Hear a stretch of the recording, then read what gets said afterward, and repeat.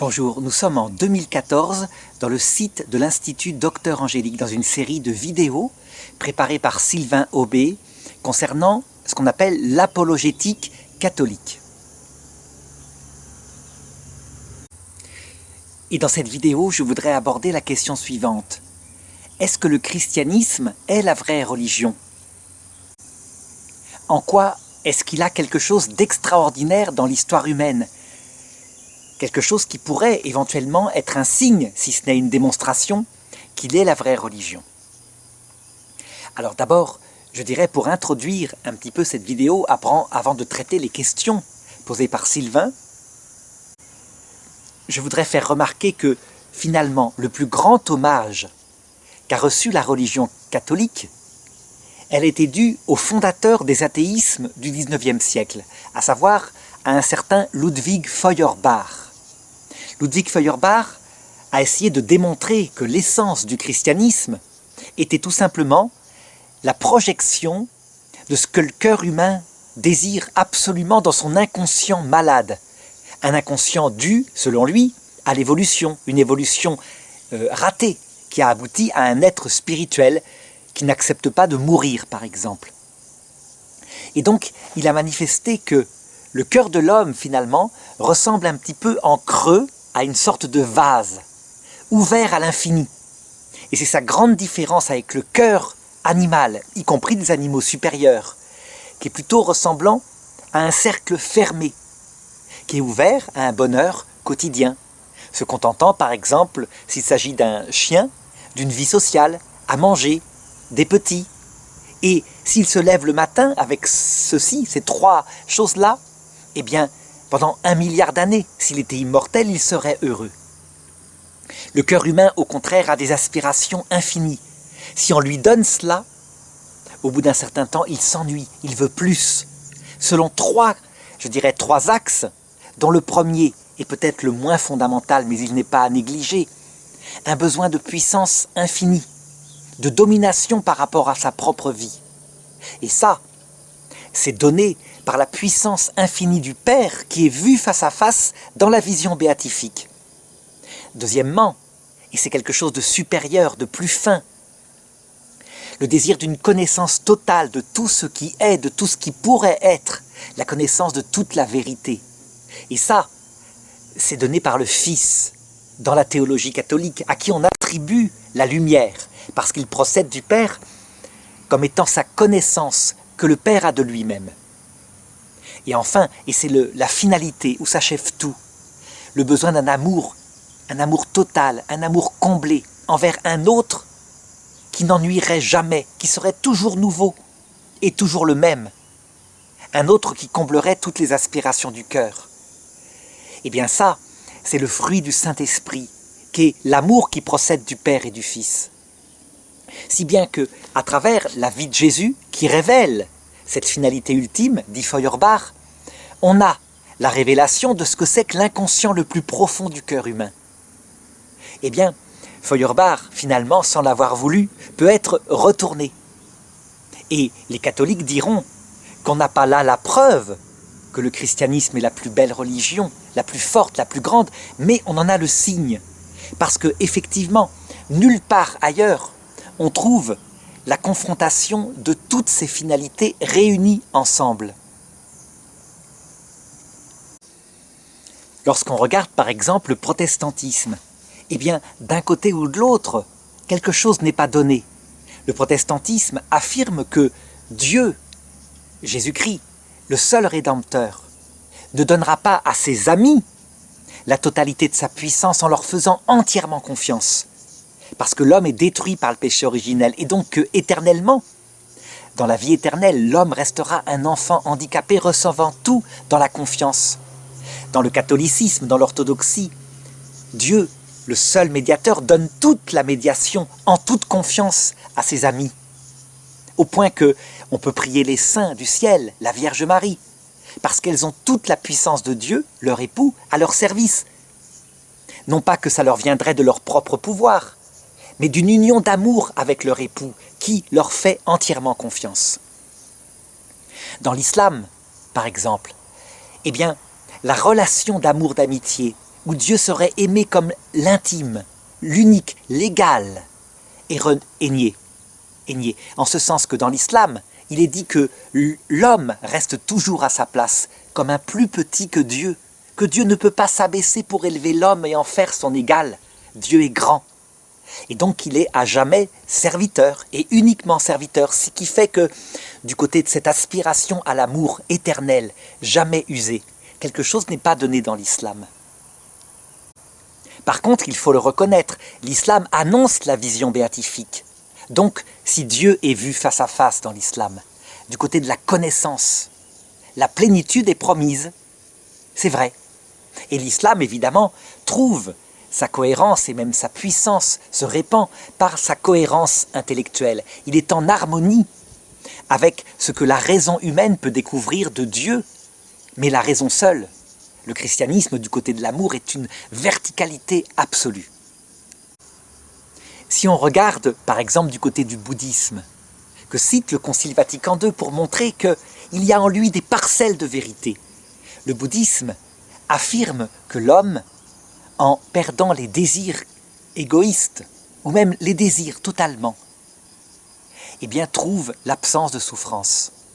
Mais le bouddhisme, s'il promet une béatitude, il le promet sans qu'il y ait quelqu'un. Il n'y a personne à aimer. L'homme est une illusion de personne. Il disparaît dans l'autre monde pour se fondre dans le grand tout. Si bien que lorsqu'on parle à des bouddhistes, eh bien, du peuple, ils ont du mal avec ce petit véhicule, ce petit chemin qui mène à la disparition des souffrances parce qu'il n'y a personne. Si bien que du côté du grand véhicule, le grand chemin adapté au peuple, des dieux s'incarnent, des dieux sont là, ils peuvent prier quelqu'un. Mais évidemment, pour les grands moines, c'est évidemment un chemin dégradé déjà. Et prenons par exemple les animistes, la première religion au paléolithique, celle qui est sortie chez les chasseurs-cueilleurs, qui respectait la nature, qui devait bien tuer des animaux pour survivre, mais qui les remerciait pour le don de leur corps et priait pour que leur âme aille dans l'autre monde. Eh bien, le catholicisme promet que de l'autre côté, c'est un véritable paradis, que le corps ressuscite et qu'on voit, qu'on entend dans un jardin où sont présents les arbres, les animaux, les plantes. Donc, de ce côté-là, on pourrait dire que même ce désir, peut-être secondaire par rapport à ce qu'on a dit, mais essentiel pour les enfants, retrouvé y compris jusqu'aux animaux, eh bien, est comblé par le catholicisme, tel qu'il voit le paradis, qui n'est pas que la vision béatifique, qui est un véritable lieu physique, comme y aspirait l'animisme ancien. Eh bien, fondé sur cette introduction, qui, en fait, tire son esprit du Concile Vatican II, en particulier de Nostra Aetate, qui cite toutes les religions que j'ai indiquées, sauf peut-être l'animisme, mais qui aurait pu le citer, en montrant que chacune contient des semences de la vérité mises par l'Esprit Saint en elle. Eh bien, on peut répondre à la première question qui est posée. À savoir, pourquoi est-ce qu'on peut affirmer que le catholicisme est la seule vraie religion? Alors déjà, le premier point qu'il faut bien considérer en apologétique, c'est qu'on ne peut pas démontrer, pour le moment, puisqu'on est confronté uniquement à des signes, que le statut de ces religions, pour le moment, je veux dire avant que n'arrive l'autre monde, donc l'heure de la mort, où tout sera manifesté en plénitude, le statut est la confiance. Donc Dieu ne veut pas qu'une religion révélée puisse prouver à tel point son objet qu'elle pourrait écraser les autres. Et le catholicisme l'explique, en expliquant ceci. Si jamais sur terre, vu l'état de l'homme sur terre, une religion fût-elle la vraie religion, celle qui possède la totalité de la vérité, disons plutôt, si elle s'imposait, étant donné l'état biologique de l'homme, l'homme ferait de cette religion une civilisation et donc un orgueil. Et donc cette religion deviendrait source de mort alors qu'elle devrait être source de vie. Parce que, tant qu'il est sur terre, l'homme construit des tours de Babel, des civilisations, et l'impose aux autres. Du coup, il semblerait, répond le catholicisme, que Dieu a voulu, depuis la tour de Babel, symbolique, mais de toute façon, quelque chose de très profond. Diviser l'humanité en plusieurs religions. Actuellement, il y en a 6 grandes, on peut dire. Donc le christianisme, l'islam, le bouddhisme, l'hindouisme, le judaïsme, même si elle est toute petite, et puis l'athéisme, qu'il ne faut pas oublier. Sans compter, je pourrais multiplier toutes les variantes, l'animisme qui reste très présent, etc. De telle manière qu'aucune ne puisse revendiquer la possession de la vérité. Et le jour où une d'elles s'imposera face aux autres, si cela arrivait, et les prophéties chrétiennes disent que ça arrivera avec la religion de l'Antéchrist, ce qui veut dire ce que ça veut dire. Ce jour-là, se répandra aussi sur terre l'orgueil. Rien ne sera plus impossible à l'homme du côté de l'orgueil. Donc pour éviter cela, répond le catholicisme, qui vient du judaïsme, Dieu divise l'humanité pour le moment. Et à l'heure de la mort, évidemment, il manifestera la vérité. Parce que là, il n'y aura plus qu'un seul troupeau, un seul pasteur, ce sera possible. Vu que l'homme, délivré de ses restes de péché venant du péché originel, verra Jésus face à face.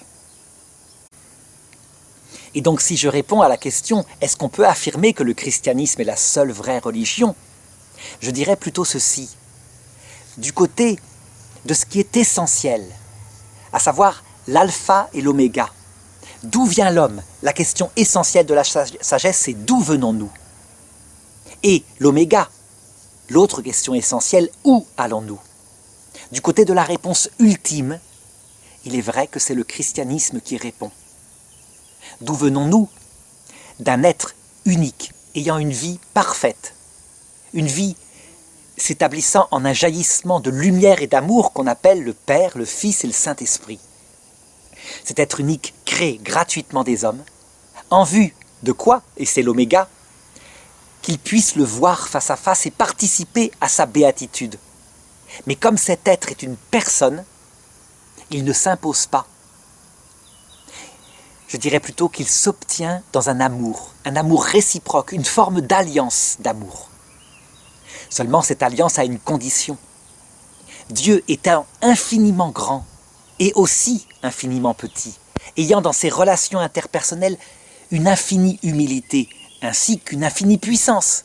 Tout est présent en lui. Vous voyez, des qualités aussi apparemment contradictoires que la petitesse et la toute-puissance sont présentes en Dieu.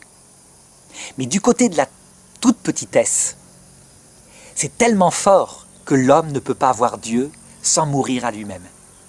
Et donc, pour préparer le cœur de l'homme à cette magnifique révélation, Dieu le laisse sur terre un certain temps, confronté à sa propre expérience, qui se termine toujours par la mort, donc l'expérience de sa misère.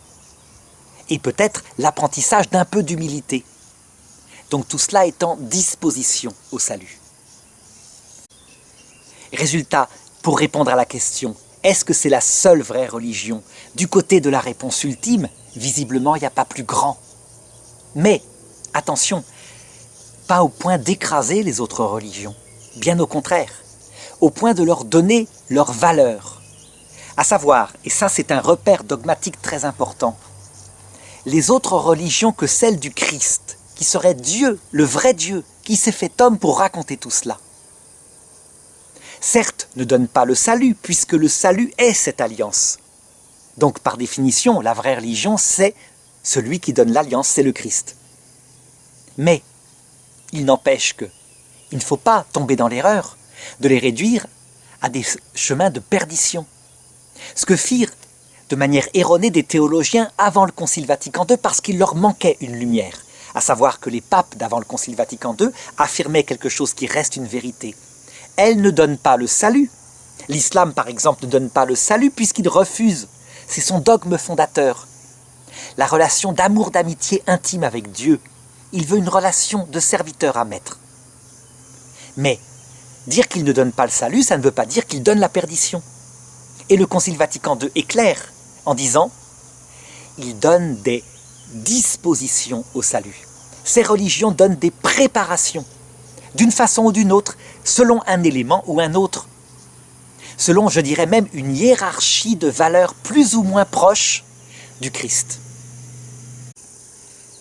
La hiérarchie s'établirait comme cela. Plus une religion donne l'alpha et l'oméga, Donc l'origine, la question d'où venons-nous? Et le but, où allons-nous? Avec entre les deux, qui sommes-nous évidemment, qui est répondu par ces deux questions. Plus elle est la vraie religion. Alors évidemment, quand elle donne aussi les moyens pour atteindre cette finalité, c'est formidable.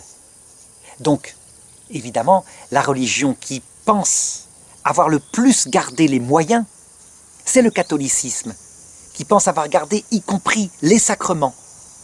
Non seulement l'écriture, mais la tradition, mais aussi le rôle du pape qui vient confirmer ce qui dans la tradition vient de l'homme et ce qui vient de Dieu. Juste avec le catholicisme, à égalité, donnant les mêmes finalités, l'orthodoxie, qui a juste perdu un petit moyen, un moyen très utile qui fait que l'orthodoxie du côté de la définition de ce qui est vrai et ce qui est faux a des problèmes depuis 1000 ans.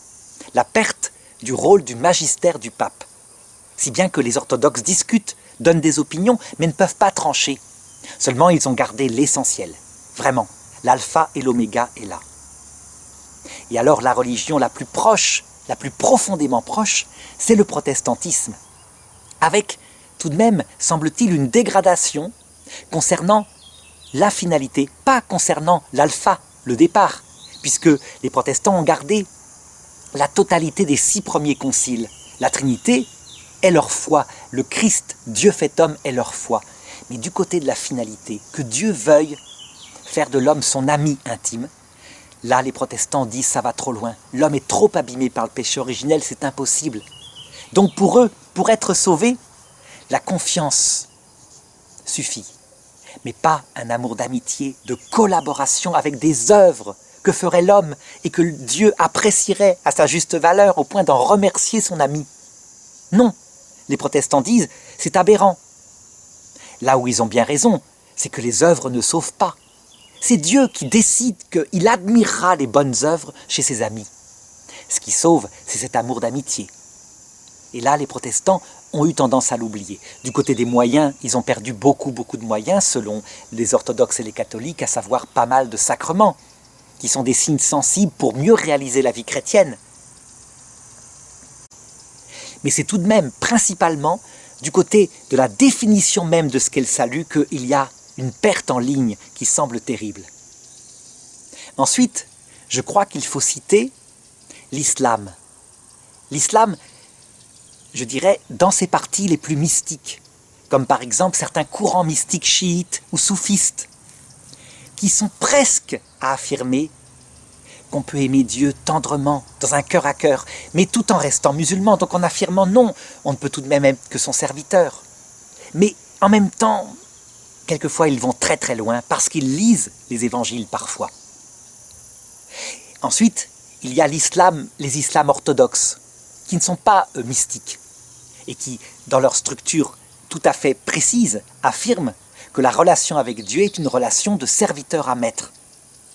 Ensuite, il y a l'islam le plus dur, qui affirme que la relation est celle d'un esclave à un maître terrible.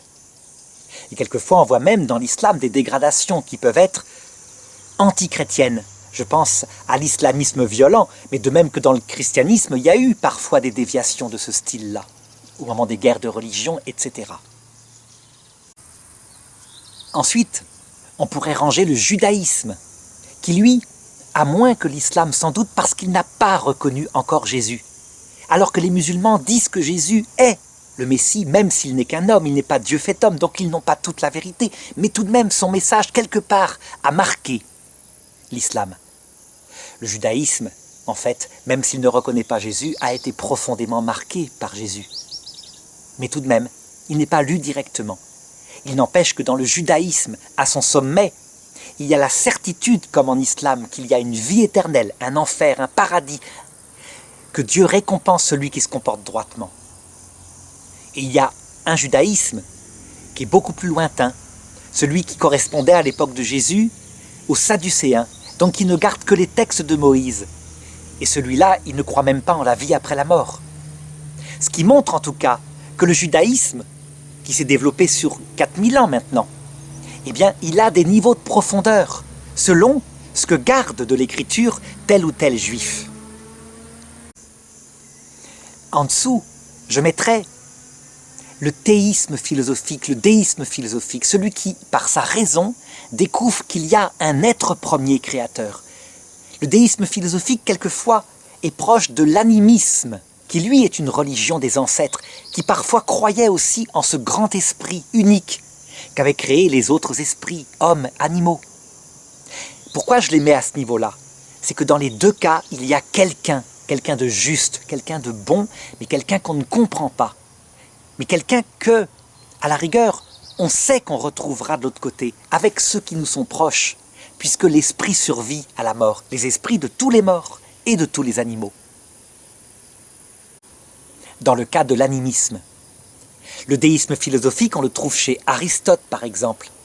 On le trouve décrit chez un chrétien comme saint Thomas d'Aquin, même si lui est allé beaucoup plus loin puisqu'il est chrétien. Pourquoi je situe si haut ces deux religions? Parce que, par comparaison avec le bouddhisme, l'hindouisme, mais le bouddhisme étant au-dessus de l'hindouisme selon moi, parce que il a ajouté des valeurs de compassion, de douceur. Mais dans les deux cas, bouddhisme et hindouisme, il n'y a pas une personne. L'un des dogmes fondamentaux de ces religions, c'est que les personnes humaines, et même divines, sont des illusions. Il n'existe qu'un grand tout qui se découvre lui-même à travers des cycles qui durent plusieurs milliards d'années. Et le but de toutes les réincarnations successives de ces illusions de personnes que nous sommes, c'est de comprendre que nous ne sommes rien, de faire disparaître tous les désirs.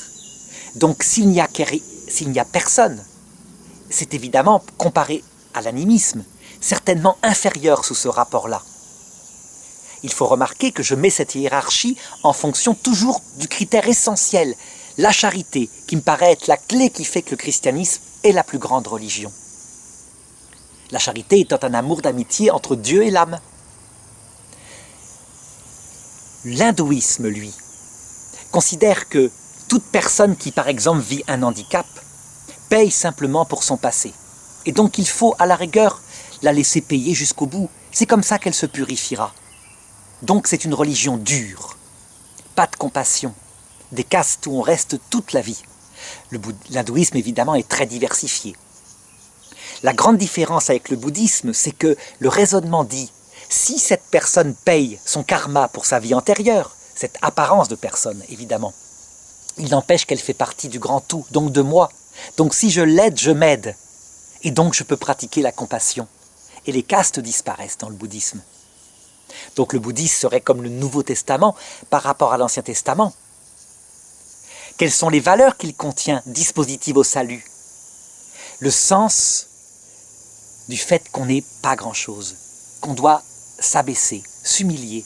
Cette humilité dont je parlais tout à l'heure, qui est indispensable pour voir Dieu. Eh bien ça, c'est une disposition au salut, même s'il n'y a personne. Les bouddhismes ne croyant pas en l'existence de quelqu'un. Et enfin, on pourrait même placer, je dirais, l'athéisme. L'athéisme, finalement, lui aussi, contient une disposition au salut. Dans l'athéisme, il n'y a personne, c'est certain. Et l'athéisme a tendance à dire à l'homme, profite du temps présent, puisque après il n'y a rien. Et donc à conduire, très souvent, à tous les vices possibles. On l'a vu au XXe siècle en Europe. Soit imposer la façon qu'on a de voir le bonheur aux autres pour faire leur bonheur de force, soit être tellement tolérant que chacun cherche son bonheur individuellement et en solitaire. Mais dans les deux cas, il y a tout de même quelque chose qui dispose au salut. Ce sont les conséquences de l'athéisme, à savoir un cœur vide. Ce cœur dont parlait Feuerbach, profondément angoissé, chez la masse, parce que pas fait pour cela. Et donc beaucoup de souffrance, beaucoup de solitude, beaucoup de conséquences de certains actes, qui font que chez l'homme droit, athée, ou chez l'homme très égoïsme, athée, eh bien il y a tout de même une découverte de sa propre misère. Évidemment, il ne faut pas regarder l'athéisme que de ce côté négatif. Il peut y avoir des valeurs extrêmement dignes, des vraies vertus humaines chez des personnes athées. Alors ça, c'est dispositif de manière beaucoup plus grande, pas seulement en creux comme je viens de l'indiquer, mais carrément en positif.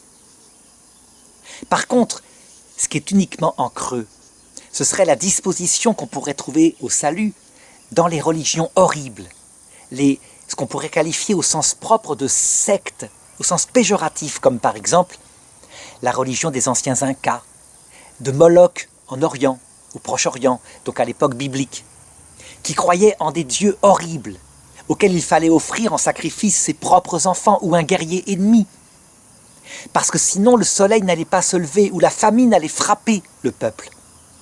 Et ces gens vivaient dans la terreur pendant des années. En quoi ces religions-là horribles, dont l'humanité est de plus en plus délivrée, heureusement, avaient-elles tout de même une disposition au salut? Eh bien de la façon suivante.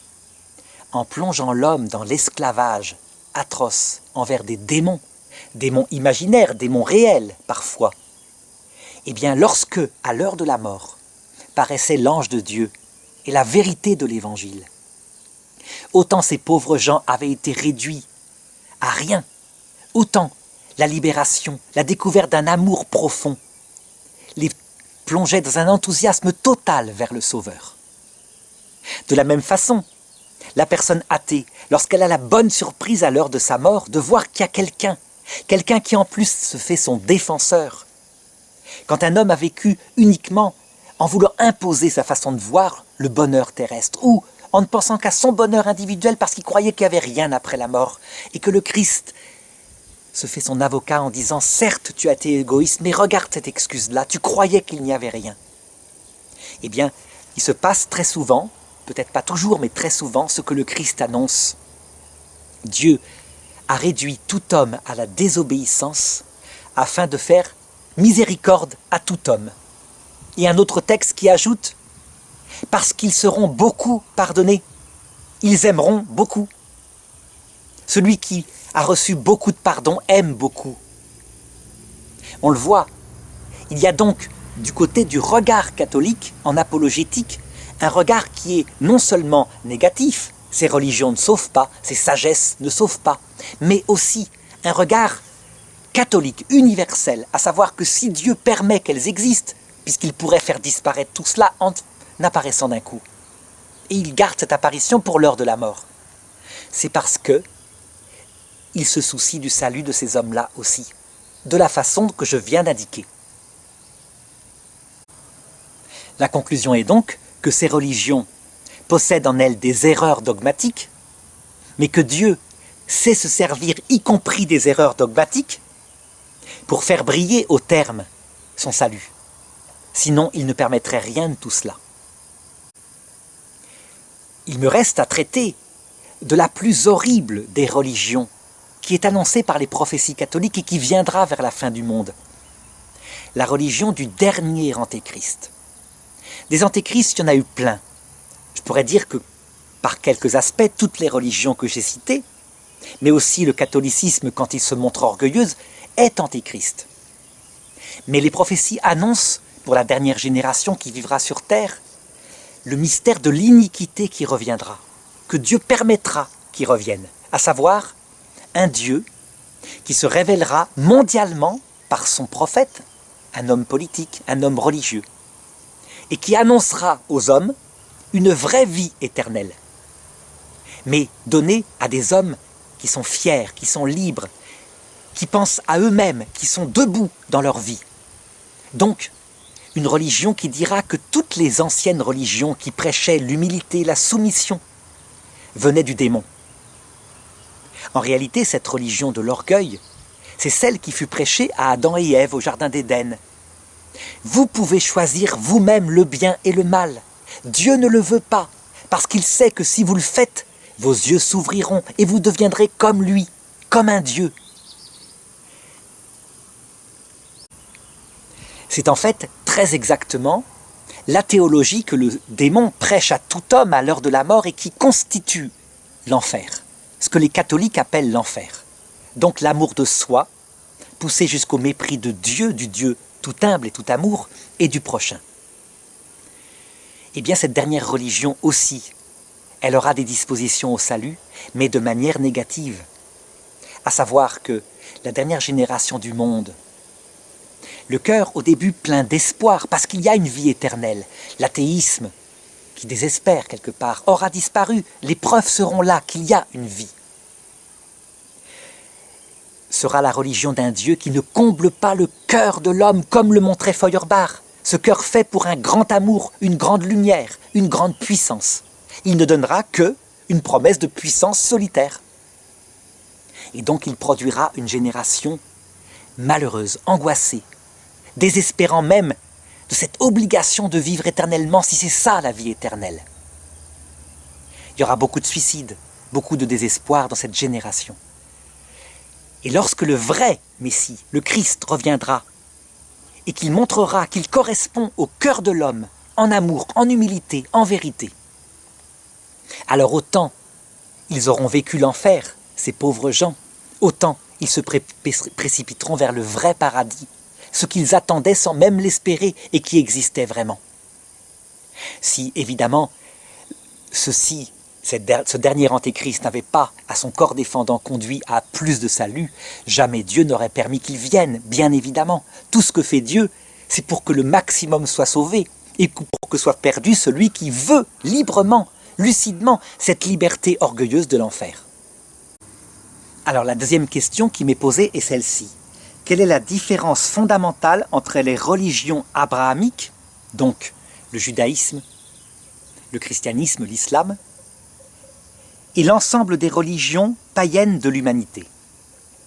Alors, pour être très précis, on peut créer ou recréer de manière catholique une sorte d'histoire des religions. Au début, Dieu se révèle à Adam et Ève, dit la foi catholique, et il révèle tout l'Évangile, à savoir ce mystère d'amour qui est promis et cette obéissance qui est demandée parce que Adam et Ève, qui sont, selon la foi catholique, un vrai homme, une vraie femme, qui ont eu des enfants, eh bien, ils devaient obéir quelque part, parce que nul ne peut voir Dieu sans s'abaissant quelque part. Et l'obéissance était le plus profond abaissement pour des personnes aussi sages et libres qu'Adam et Ève. Étant profondément sages et libres, ils engagèrent aussi leurs enfants pour eux. Et ils décidèrent que naître, être conçu, sans cet amour immense dans le cœur, c'était gage de liberté. Et donc il valait mieux être conçu sans la présence de Dieu. C'est ce qu'on appelle le péché originel. Et Dieu accepta. C'était leur responsabilité. Comme actuellement, Dieu accepte que les parents refusent à leurs enfants le baptême. Ce qui fait que quand un petit enfant n'est pas baptisé, Dieu ne vient pas habiter dans son cœur. Il viendra plus tard si lui, étant grand, le désire. Résultat, l'humanité sortie d'Adam et Ève oublia peu à peu ce Dieu d'amour qui les avait créés et se retrouva confronté à un monde qui était sauvage, qui était dangereux, parce que les animaux étaient là. C'était l'époque des chasseurs-cueilleurs. Il n'empêche qu'au point de départ, les chasseurs-cueilleurs avaient beaucoup de nourriture et étant très intelligents, ils avaient à manger. Ça se passait bien. Cependant, au cours des temps, on peut imaginer que les animaux se faisaient parfois difficiles à attraper ou qu'ils tuaient un chasseur en se défendant. Si bien que, ayant perdu le souvenir de ce Dieu unique, mais pas complètement, puisqu'on voit que les premiers animismes, chamanismes, c'est la même chose, croient en un grand esprit suprême qui a tout créé. Mais leur idée était que quand on tuait enfin un animal, on remerciait son sacrifice, afin que son esprit, qui sortait du corps de l'animal, ne vienne pas prévenir le troupeau pour que la chasse se passe mal la fois suivante. Et donc insensiblement, on passa d'un monothéisme, où Dieu, l'unique, avait créé des anges et des hommes et des animaux, à une forme de polythéiste. Et on comprend, les animaux devenaient un peu des dieux, les animaux avec leurs espèces. Mais ça se passa relativement bien.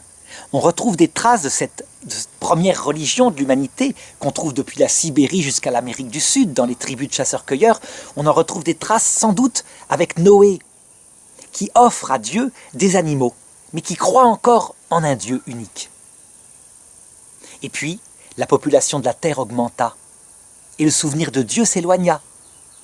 Et les hommes, à un moment donné, n'eurent pas assez d'animaux pour chasser, donc ils créèrent l'agriculture, l'élevage, les villages et les villes, sans rien savoir de ce qui se passait autour d'eux. Les microbes, ils ignoraient complètement. Comment cultiver des plantes, ils devaient tout découvrir. Au début, ils gratouillaient le sol, puis après, ils comprirent qu'il fallait l'ameublir vraiment, etc.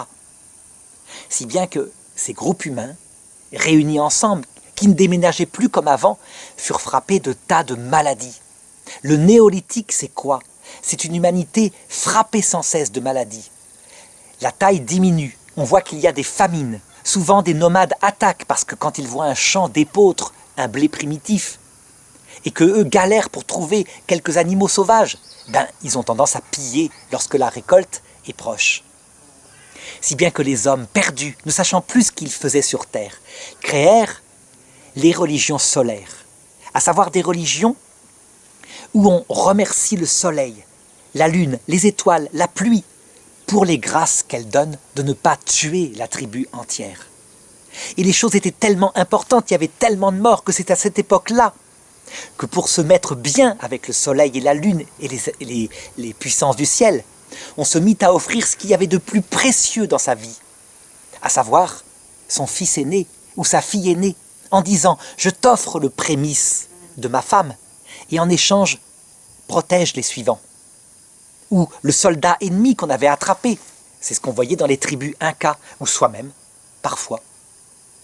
Et c'est à cette époque-là que ces sacrifices humains, ces dieux terribles, on les créait avec des tas de contes imaginaires qu'on se répétait de génération en génération.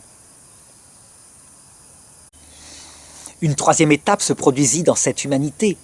Quand l'agriculture progressa, que l'hygiène progressa un petit peu, on le voit avec la circoncision, les ablutions qui sont imposées dans les livres, comme par exemple le livre de Moïse. Donc les gens ont compris quelques petites choses.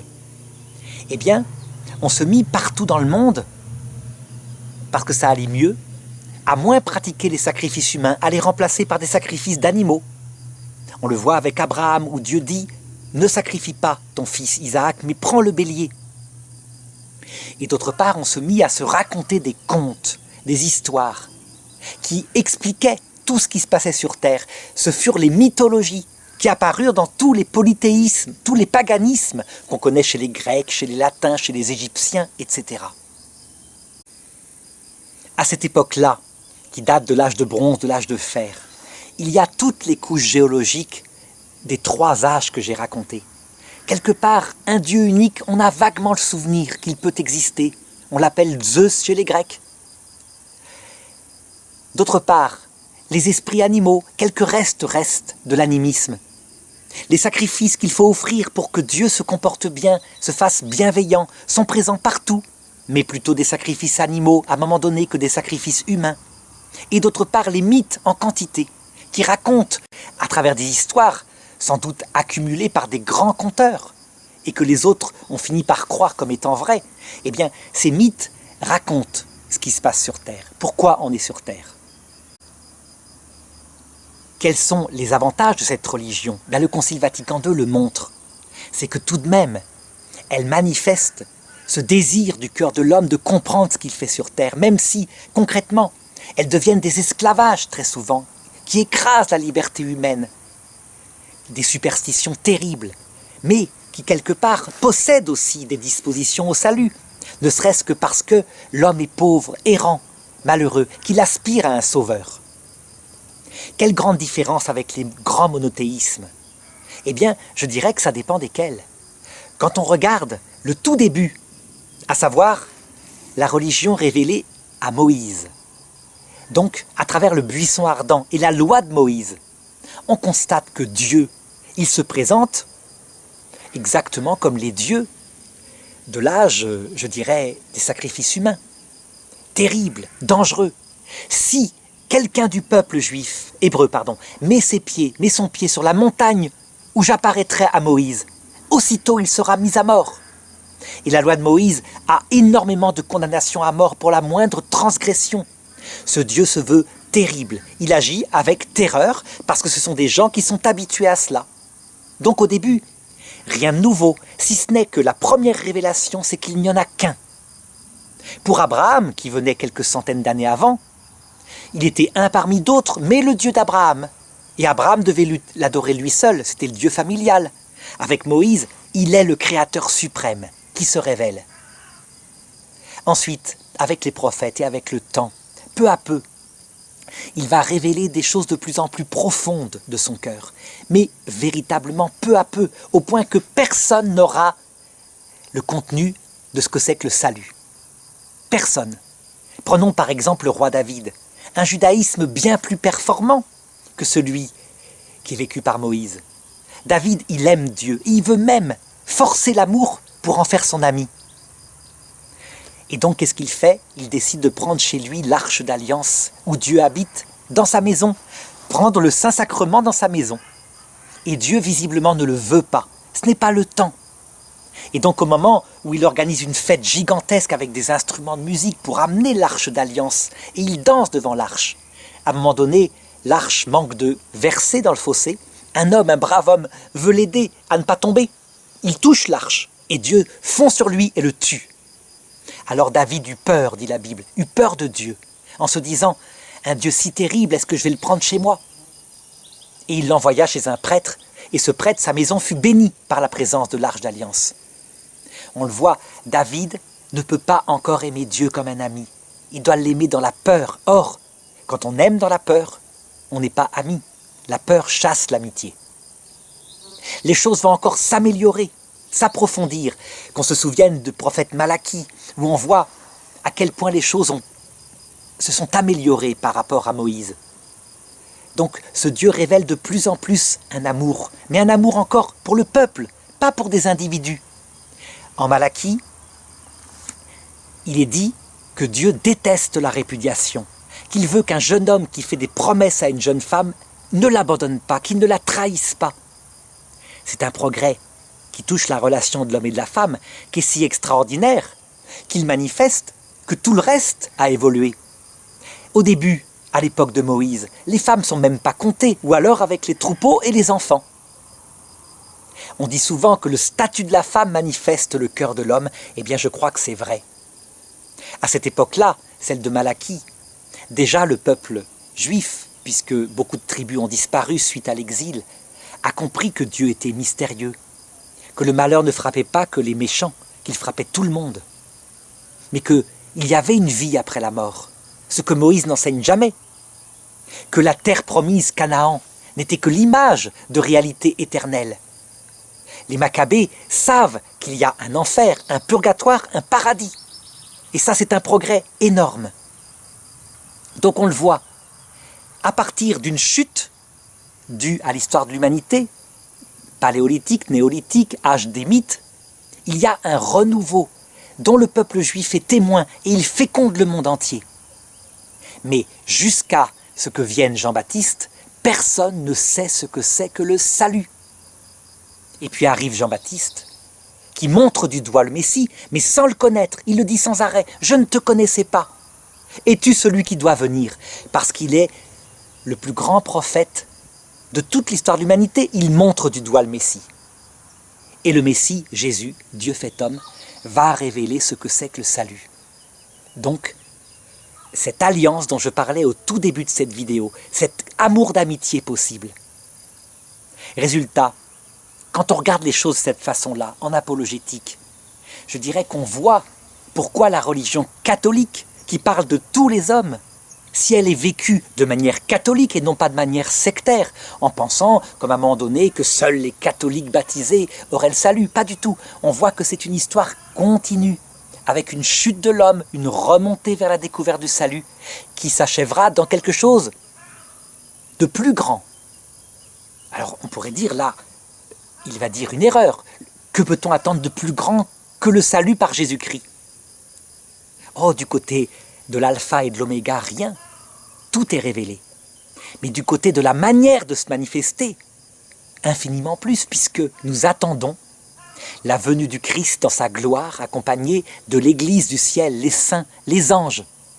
Nous allons le voir face à face, dans son corps glorieux, transfiguré, sans, je dirais, l'obstacle de la confiance, alors qu'on ne le voit pas actuellement. Et quand il viendra, à l'heure de la mort, et aussi à la fin du monde, évidemment, tout est changé. C'est bouleversant. On retrouve tout ce qu'on a aimé. L'Évangile, en un instant, est expliqué. Et c'est ce que vivent les hommes de tous les temps depuis toujours, si bien que de l'autre côté, les anciens animistes, les anciens bouddhistes, les anciens musulmans, voient tous que le Christ, Dieu fait homme, est catholique, universel, et que tout se révèle à l'heure de la mort par son apparition. Alors la question suivante est celle-ci. Comment un chrétien peut-il envisager son rapport spirituel avec les religions orientales ou avec le judaïsme et l'islam? Eh bien je dirais dans cette grande lumière. Toujours garder deux repères dogmatiques qu'ont donnés l'Église au cours des siècles, mais les deux ensemble. Et c'est là où on voit à quel point Vatican II est un apport formidable. Mais que Vatican II n'annule pas les repères dogmatiques d'avant. Un repère dogmatique, il faut que je rappelle ce que c'est. C'est une lampe dans un jardin en pleine nuit, qui indique où est le chemin. Si on suit la lampe, on suit le chemin. Si on s'écarte, on va du côté de l'erreur. Le premier dogme consiste à dire que seul le Christ sauve, et qu'à travers son Église catholique, les moyens du salut sont donnés. Ce qui ne veut pas dire que les catholiques sont plus saints que les autres, du tout. Il y a des grands pécheurs. Mais les moyens universels du salut sont donnés, à savoir l'écriture, la tradition, les papes, les sacrements, etc. Donc les autres religions ne sauvent pas. L'erreur consisterait à ne garder que ce dogme-là en disant « donc elles perdent ». C'était, à un moment donné, certaines théologies. Eh bien, le Concile Vatican II montre que ce n'est pas comme ça qu'il faut interpréter. Elles ne donnent pas le salut, mais, dogme du Concile Vatican II, Nostra Aetate par exemple, elles contiennent en elles des semences de la vérité qui préparent au salut qui leur sera proposé par le Christ, par un moyen connu de lui. Gaudium et Spes 22.5. Nous devons tenir qu'il proposera son salut à tout homme sans exception. Il le propose même maintenant en attirant tout homme par sa grâce. Alors attention, on peut faire une erreur en lisant ce dogme de Vatican II et en chassant les anciens dogmes. C'est ce que font pas mal de théologiens. Je me rappelle d'un débat que j'ai eu avec un théologien d'une abbaye bénédictine qui me disait « Mais si toutes les religions sont attirés par le Christ, tous les hommes des autres religions par sa grâce, c'est donc qu'ils ont la charité, et donc qu'ils sont sauvés. » Et je lui répondais, la grâce qui les attire n'est pas la grâce qui leur donne la charité. C'est une grâce comme un aimant qui les font désirer un salut qu'ils ne connaissent pas ensemble. La charité, elle est fondée sur la foi. Donc elle implique qu'on connaisse Jésus-Christ comme un ami. Et à ce moment-là, on l'aime dans une vie concrète où on lui parle et il répond dans son silence. Rien à voir avec ce désir profond qu'on voit partout chez les païens et qui vient effectivement de la grâce. Ce désir, on l'appellera une grâce actuelle, une prémotion divine, disait saint Thomas d'Aquin, alors que lorsqu'on connaît le Christ, c'est une vie nouvelle. On appelle ça la grâce sanctifiante qui permet l'amour d'amitié, de charité, comme je l'indiquais. Du coup, en se fondant là-dessus, quel rapport avec les autres religions? Eh bien, un rapport en toute vérité. D'abord, je dirais, reconnaître que le Christ, c'est fantastique, c'est unique, et donc annoncer dans la joie, sans chercher à convaincre, c'est au Christ de convaincre, la bonne nouvelle, un amour d'amitié avec Dieu, vivant et possible. Mais deuxièmement, se réjouir des valeurs qui sont présentes en elle. Ça veut dire que ne pas toujours regarder le noir, regarder l'erreur, l'hérésie, etc., qui sont objectives.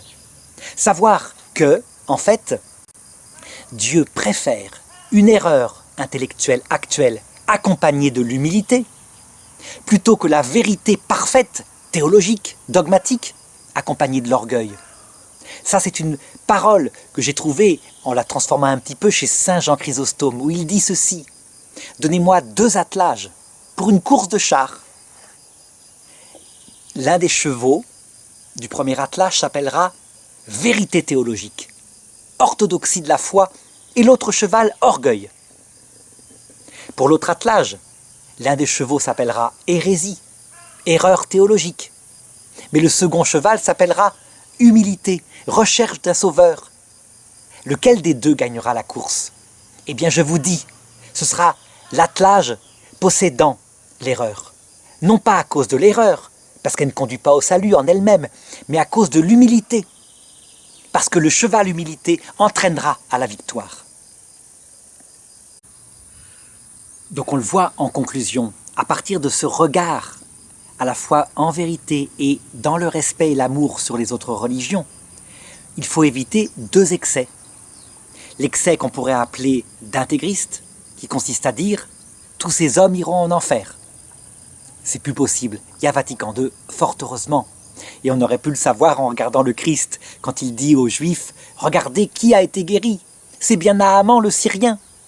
Parce que Dieu fait briller son soleil sur les méchants comme sur les bons. Sur les Juifs comme sur les païens, j'aurais dû plutôt dire, parce que Naaman n'était pas méchant. L'autre extrême, ça serait ce que j'appellerais l'extrême progressiste, qu'on a vu apparaître après Vatican II, qui consiste à dire « Dieu fait briller son soleil sur tout le monde, donc toutes les religions sauvent. Pas la peine de prêcher le Christ, il suffit maintenant d'apporter à manger aux malades, d'aller enrichir les peuples africains pour qu'ils aient un niveau de vie qui augmente, etc. » C'est une erreur. Ils ne possèdent pas le Christ. Il est évident que lorsqu'on a découvert un trésor, qu'on vit d'amour, d'amitié avec celui qui vient habiter le cœur des hommes, on n'a qu'une seule idée en tête, le faire connaître, et pas l'imposer par la violence, simplement le faire connaître, et au Christ, par sa grâce, de donner la foi à qui il veut. Maintenant, on doit lui faire entièrement confiance au Christ.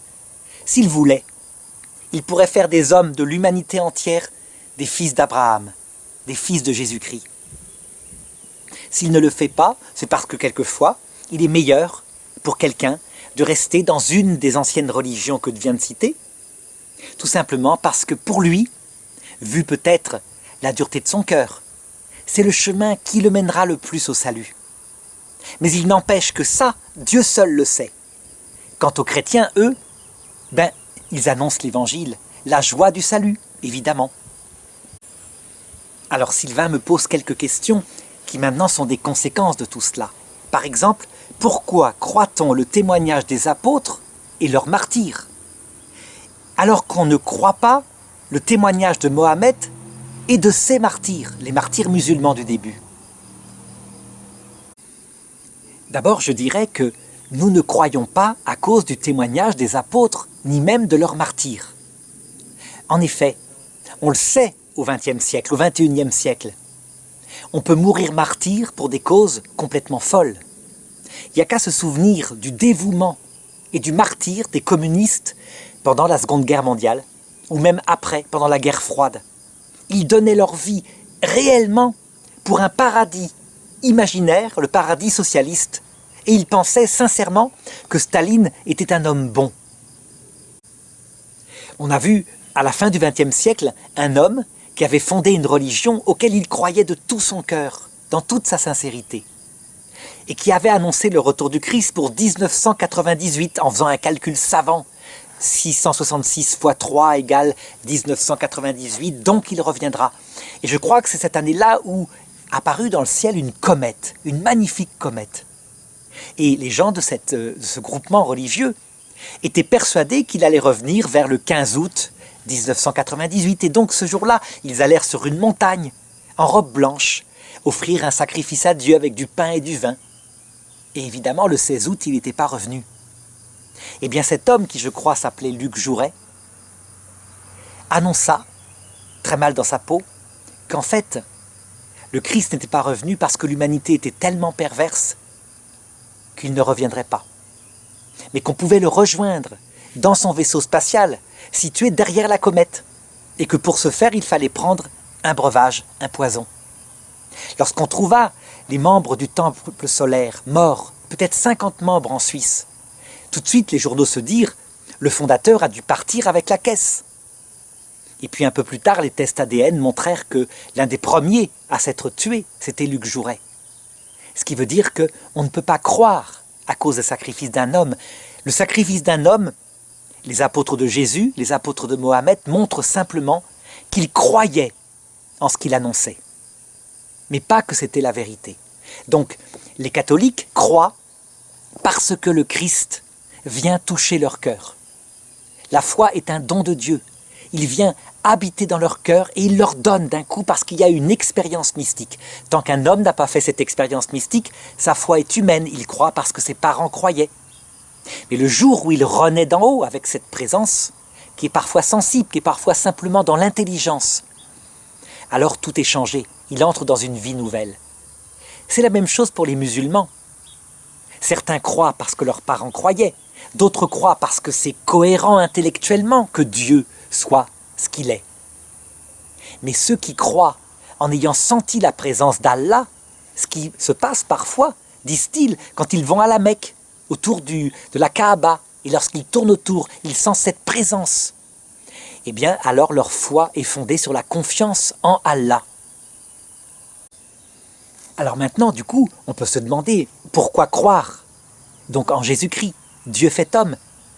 Pourquoi est-ce qu'on ne croirait pas les musulmans qui disent que Jésus-Christ est un homme, un simple prophète, le Messie qui revient à l'heure de la mort? L'un des deux est dans l'erreur, forcément. Or, ça fonctionne de la même façon. Eh bien, la réponse, c'est qu'il n'y a pas que de la subjectivité là-dedans. Il y a, pour le christianisme, l'objectivité des miracles, des signes, de la venue de l'Esprit Saint. Il y a cette religion qui s'est répandue dans le monde entier, alors qu'elle est folle de mystique. Un Dieu fait homme qui naît par une vierge et qui meurt sur la croix. Et elle conquiert le monde entier. Comme je le disais, elle semble correspondre au cœur de l'homme. L'islam, s'il se répand dans le monde entier, c'est parce qu'il semble correspondre à la raison de l'homme. Un Dieu qui est à sa place et qui promet à l'homme une vie éternelle s'il se comporte bien. Je parle évidemment de ces deux religions dans ce qui est beau en elles. Je ne parle pas des autres méthodes qui parfois sont mauvaises et qui ont été utilisées par des chrétiens ou par des musulmans pour répandre leur religion. Il est donc impossible à un chrétien de croire que Mohammed est prophète de Dieu, puisqu'il annonce des choses inverses par rapport à la théologie chrétienne. Il annonce que Jésus-Christ n'est pas Dieu, que la charité est impossible, que les chrétiens ont exagéré en croyant que Jésus-Christ était Dieu fait homme, que Jésus n'était pas mort sur la croix, que lorsqu'il reviendrait, il révélerait qu'il n'était pas mort sur la croix, qu'il interdirait le porc, donc les interdits alimentaires, etc., qui rétablirait ce qui pour les musulmans est le seul culte de Dieu, un culte de serviteur à maître. Les chrétiens croient donc véritablement que Mohammed n'est pas venu parler au nom de Dieu, mais qu'il parlait en son propre nom. Ce qui n'empêche que il peut très bien avoir été béni par Dieu, comme le disait Gamaliel, même si cette religion est venue de lui. Pourquoi? Pour la raison que j'indique. Première raison, il y a chez lui des parcelles de la vérité qui préparent au salut par le Christ. Deuxième raison, le christianisme étant trop puissant, s'il arrivait à dominer le monde, se transformait en une religion d'orgueilleux. Parce que l'homme est fait comme cela, donc il valait mieux diviser le monde en une deuxième religion, qui certes aurait sa croissance, mais à la limite exacte que Dieu voulait.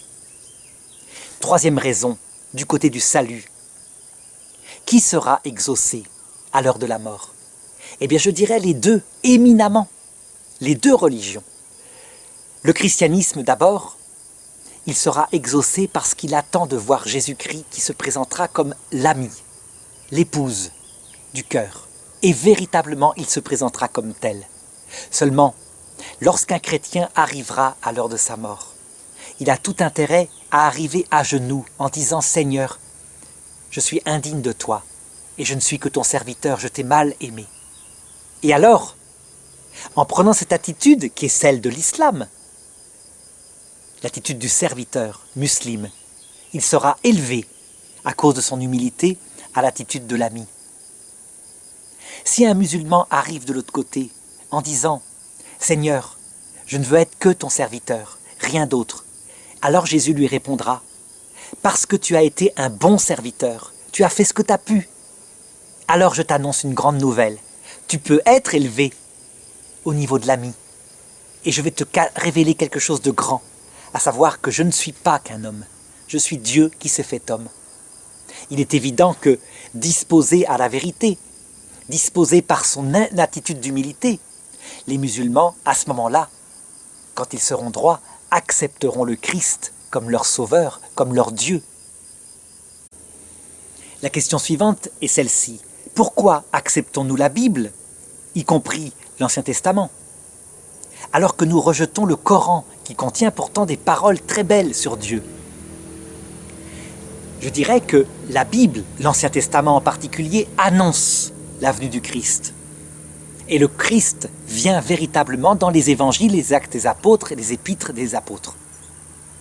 Le Coran, lui, il prétend que tous ces textes ont été falsifiés d'une façon ou d'une autre, que Dieu n'a jamais prêché rien d'autre que l'islam, et que Mohammed vient rétablir, et cette fois sans falsification, la religion de Dieu, l'unique religion qui est celle du serviteur soumis. Donc, en l'occurrence, les chrétiens ne peuvent pas accepter le Coran, puisque le Coran prétend que les écritures chrétiennes sont falsifiées. Si un chrétien acceptait le Coran, alors il ne serait plus chrétien, il serait musulman. Du coup, si le Coran est faux et contient des erreurs, et par ailleurs, comme je l'ai dit, des dispositions à la vérité, il y a tout de même quelque chose d'étonnant, qui semble contradictoire avec Dieu qui est vérité. Eh bien, je dirais que devant une telle énormité, un tel mystère, le mystère de l'islam, il faut ne pas hésiter à se pencher sur l'écriture pour regarder si une telle attitude n'existerait pas, ne serait pas prophétisée dans la Bible. Et on trouve effectivement qu'elle est prophétisée. Elle est prophétisée à Abraham, à qui il est promis 2 descendances et non pas une seule. La première des descendances, celle qui est la première au sens génétique du terme, qui arrive en premier dans le temps, elle vient par une initiative humaine d'Abraham. On l'oublie trop souvent. Dieu avait promis une descendance, elle ne venait pas, Abraham avait 80 ans, alors sa femme lui dit « couche avec la servante ». Et il y aura un enfant qui naîtra, on lui confiera l'héritage, je le prendrai sur mes genoux, etc. Et Abraham le fait, et Agar, l'égyptienne, met au monde Ismaël. Lorsque Agar se trouve très orgueilleuse, fière d'être la mère de l'héritier, Sarah la chasse, la vraie femme la chasse. Alors Dieu lui apparaît et lui dit « Cet enfant, ramène-le à Abraham et sois lui soumis. Certes, j'en ferai une grande nation. Il aura un arc, ça veut dire que ce sera une religion de type militaire. Il sera un âne sauvage d'homme, ça veut dire quelqu'un d'indomptable. Sa main sera contre tous et la main de tous contre lui. Et il s'imposera à la tête de ses frères, sur leur terre. » On a là la description véritablement de l'islam. Et ensuite, Dieu apparaît à Abraham et lui dit, en lui apparaissant sous forme de la Trinité, 3 hommes, auxquels Abraham parle au singulier. Ça se passait aux chênes de Mambré. C'est l'enfant que tu auras de ta femme Sarah qui sera ton héritier. Mais le fils de la servante, celui que tu as pris l'initiative de faire, on pourrait dire entre guillemets dans mon dos, je le bénirai tout de même, j'en ferai une grande nation, parce qu'il est ton enfant. Mais mon alliance d'amour, ce sera avec Isaac, ton fils que te donnera ta femme libre l'année prochaine, que je la ferai. Donc on voit, tout cela est clairement prophétisé dans la Bible, si on veut bien s'y pencher et voir dans les textes bibliques des prophéties. Donc dernière question sur ce sujet qui revient à ce qu'on avait dit au tout début. Qu'y a-t-il de si spécifique dans la religion chrétienne qui inclut la religion juive pour qu'on l'accepte à l'exclusion des autres? Bien on voit, on ne l'accepte pas à l'exclusion des autres, on l'accepte comme étant le soleil qui donne l'explication des autres, mais qui ne les étouffe pas. Un peu d'ailleurs comme parlait Sainte Thérèse de l'Enfant Jésus de la Vierge Marie. Il disait « elle est reine, elle est mère ». Mais je crois, disait-elle, que sa royauté n'étouffe pas la lumière des petites reines, des petits saints, de tous ceux qui l'entourent. Bien au contraire, elle les exalte. Ça veut dire que le christianisme, en donnant la finalité, la clé ultime de tout, la vision béatifique est donnée à ceux qui se font amis de Dieu en mourant à eux-mêmes, afin de le voir face à face. Eh bien, elle explique comment les autres religions, qui ne donnent pas le salut, qui sont comme des étoiles par rapport au soleil, indiquent tout de même, indiquent du doigt le Sauveur qui viendra, prépare au salut, qui leur sera révélé à tous, de manière visible, à l'heure de la mort, lorsque le Messie viendra.